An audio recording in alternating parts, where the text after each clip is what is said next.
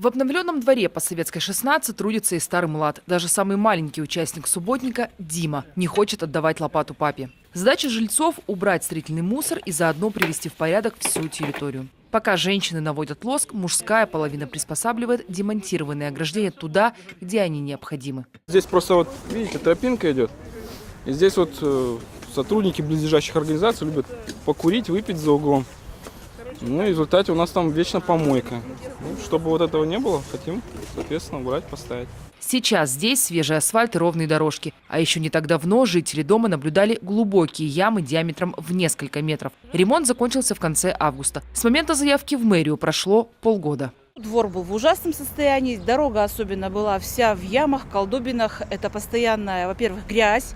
Во-вторых, сколько бамперов полетело, я не знаю. Тут с окон с наших видно. Зимой это постоянно, значит, застревают все машины, толкаем по очереди. Согласно обещанному проекту, подрядчику осталось установить скамейки и урны. Мечтают здешние семьи и о детской площадке. Для этого можно заявиться в другую программу. Впрочем, место для игрового комплекса уже есть. По просьбе жителей рабочие засыпали его асфальтной крошкой. Он очень внимательно отнесся ко всем нашим просьбам, выслушал, что, где, как мы хотим. Вот. Они очень старались все это выполнить. И потом, значит, опять же, в ходе асфальтирования у нас возникли какие-то вопросы, то есть у нас вот подъезды такие специфические, возле подъездов идут ступеньки вниз, и как бы в проекте не были заложены бордюрные камни, вот, но их явно не хватало, и подрядчик за свой счет уложил эти камни, и тем самым они как бы еще даже отремонтировали входы в подъезды нам.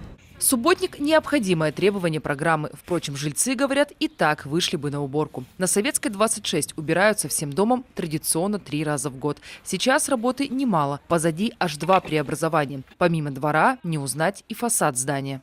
В наше время, я поняла, сам не возьмешь в руки, толку не будет. Ну вот, пожалуйста, добились несколько лет. И крышу отремонтировали, и дом картинка, игрушка. Все знакомые ходят, завидуют. Как это вы добились, что у вас такой красивый дом? А когда-то на этих балконах рос мох и даже кустарники. Рабочие сняли старую штукатурку и аккуратно отреставрировали архитектурные элементы.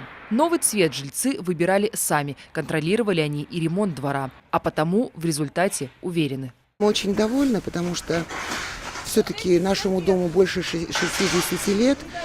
И когда вот тут появились точечные застройки, у нас весь двор был прикопан, и мы лет 20-30 вот жили по колено в грязи, и ничего не могли с этим сделать.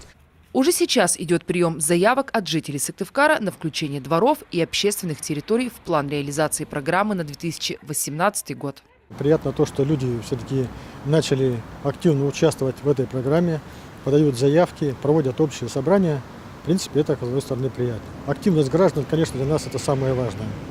И хочу отметить, что вот как раз вот эти субботники, которые прошли у нас буквально в эти выходные, это по Советской 16 и Советской 26, это как раз показатель отношения жителей города к своему двору, соответственно, и отношения к городу.